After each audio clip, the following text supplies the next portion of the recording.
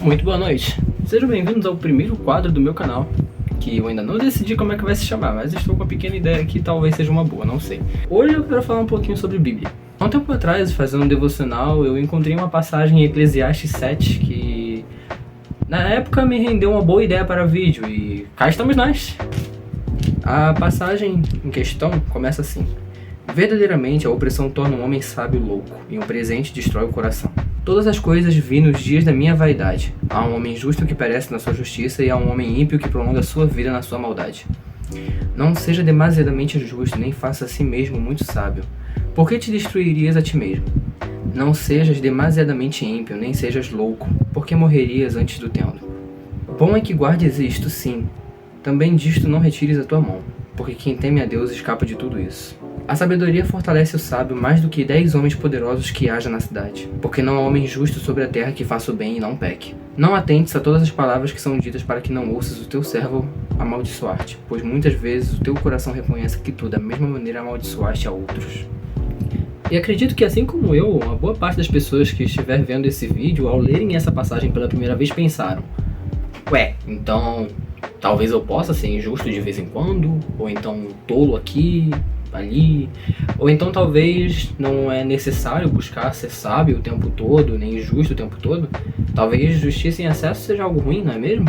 Isso não faz muito sentido, porque em diversos momentos a Bíblia nos diz que a balança justa é prazer para o Senhor, e sabedoria é uma coisa boa.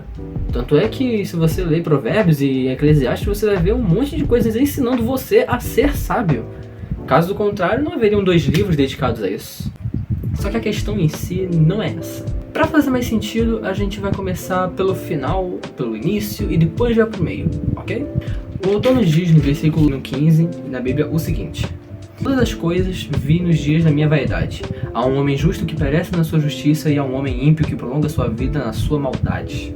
E é comum que essa percepção nos traga até um certo transtorno, porque acreditamos firmemente que uma pessoa, quando tem uma atitude ruim, deve ser punida, enquanto uma pessoa que tem uma atitude boa deve ser premiada, ou então, pelo menos, ter uma vida tranquila, né? E o tempo inteiro nós ouvimos que Deus é bom e Deus é justo.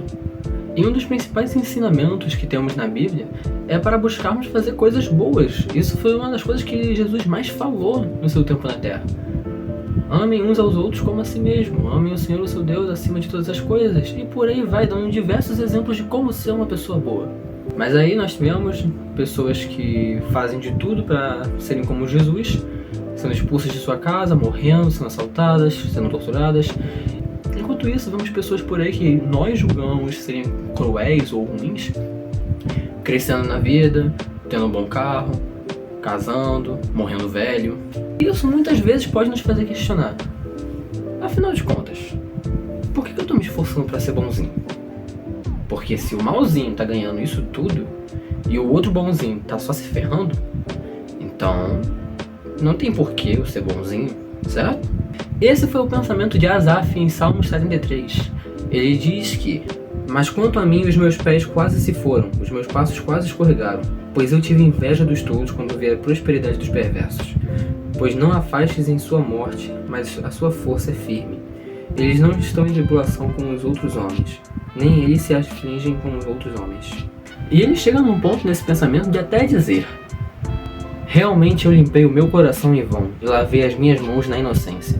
Ou seja, ele está completamente revoltado. Só que então, no final do capítulo, ele diz que finalmente entrou no templo do Senhor e entendeu o fim dessas pessoas.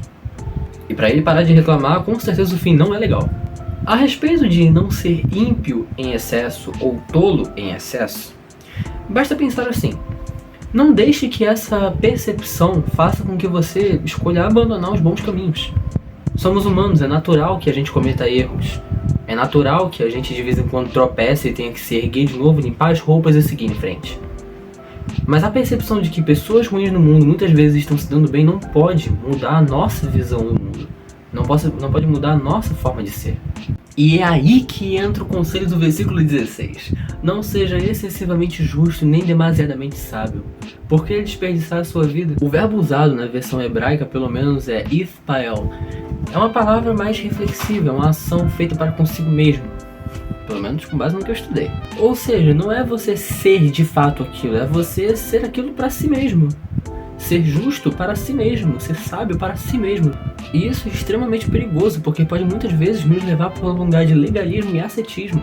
O legalismo muitas vezes sendo um sistema de vida que acreditava que seguir uma regra à risca nos tornaria justos diante de Deus. Mesmo que essas regras muitas vezes fossem apenas fruto de uma interpretação errada das escrituras ou então de uma doutrina humana que o pessoal resolveu aplicar na hora ou na época. E o ascetismo sendo um sistema que acredita que o autocontrole seria a única forma de você agradar ao Senhor. Enquanto para um legalista qualquer coisa fora das suas regras seria errado, para um asceta, qualquer demonstração de uma emoção um pouco maior do que as outras seria vista como descontrole e indisciplina.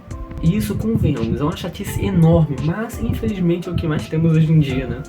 E um bom exemplo de alguém que era excessivamente justo e excessivamente sábio era Jó, que acreditava que poderia debater com Deus e que seus caminhos eram puros e sem pecado. Sendo que nos é dito que se alguém diz que não tem pecado, mentiu, porque todo mundo já pecou alguma vez na vida.